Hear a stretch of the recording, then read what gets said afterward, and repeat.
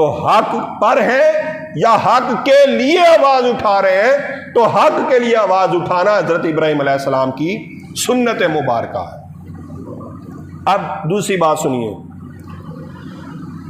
تو جب انہوں نے آگ میں پھینکا، تو جب آگ سے پھینک کے آپ باہر نکلے، وہ آپ کو پتہ ہی ہے، پھر آگ ٹھنڈی ہو گئی ساری، تو آپ نے فرمایا کہ وقال انی ذاہب الی ربی سیہدین، کہ اب میں اپنے رب کی طرف جانے والا ہوں۔ اب میں اپنے رب کی طرف، بولیے اب میں اپنے رب کی طرف۔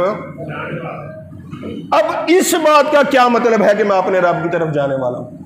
اگر دیکھا جائے تو رب تو مکان سے پاک ہے، زمان سے پاک ہے، ابراہیم علیہ السلام نے کدھر جانا؟ وہ تو کوئی جگہ ملتی نہیں ہے۔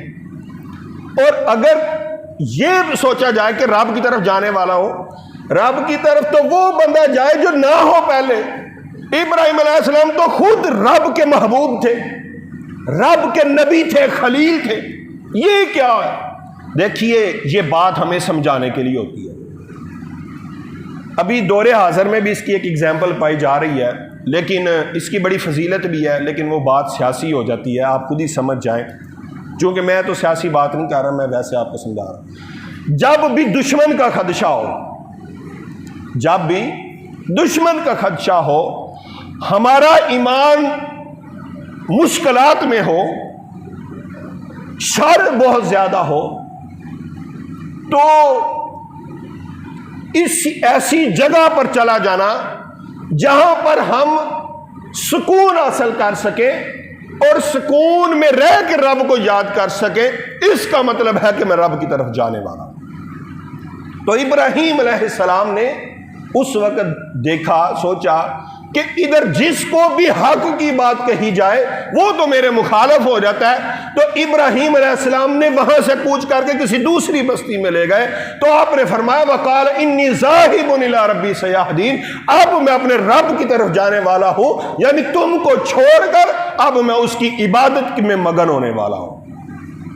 تو آج بھی ہمارے معاشرے میں بڑے ایسے مسائل ہیں، انسان ڈپریشن کا شکار ہے، انسان پریشانی کا شکار ہے، انسان کو کاروباری معاملات کی شکاری ہے، انسان کو فیملی کے مسائل ہیں، انسان کو دوستی کے مسائل ہیں، اپنے محلے دار ہمسایوں سے، یا بیماری کے مسائل ہیں، یا طرح طرح کے جو بھی معاملات ہیں، بندہ پریشان ہو جاتا ہے، سوچ میں پڑ جاتا ہے، اب کروں تو کروں کیا؟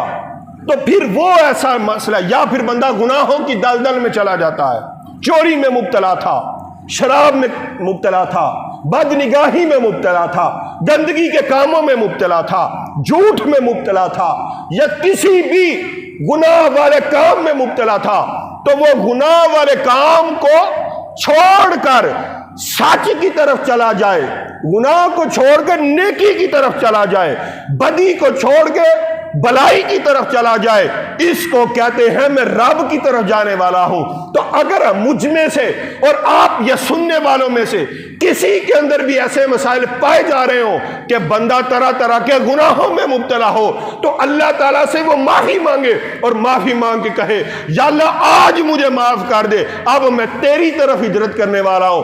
تو گناہوں سے یا شر والے معاملات سے یا تنگی والے معاملات سے نیکی کی طرف جانا، اس کا مطلب ہے کہ انسان رب کی طرف جا رہا ہے۔ کہتے ہیں کہ سب سے جو اچھی ہجرت ہے، سب سے جو اچھی ہجرت ہے، بولیے سب سے جو اچھی ہجرت ہے وہ گناہوں سے نیکی کی طرف جانا۔